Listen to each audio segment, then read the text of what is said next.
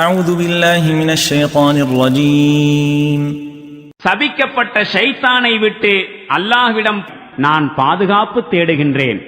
قل أندعو من دون الله ما لا ينفعنا ولا يضرنا ونرد على أعقابنا بعد إذ هدانا الله كالذي استهوته الشياطين في الأرض حيران له أصحاب يدعونه إلى الهدى ائتنا قل إن هدى الله هو الهدى وأمرنا لنسلم لرب العالمين.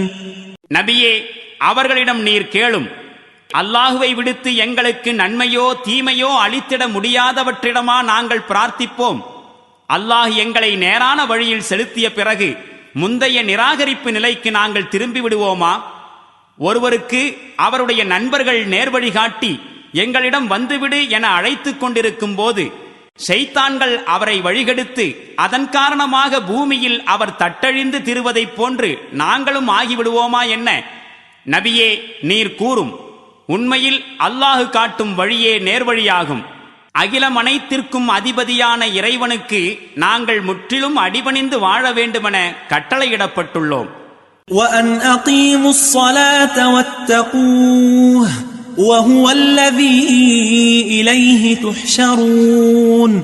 மேலும் தொழுகையை நிலைநிறுத்துங்கள், அவனுக்கு மாறு செய்வதிலிருந்து தவிர்ந்து கொள்ளுங்கள், ஏனெனில் நீங்கள் அவனிடமே ஒன்று சேர்க்கப்படுவீர்கள் என்றும் நாங்கள் கட்டளையிடப்பட்டுள்ளோம்.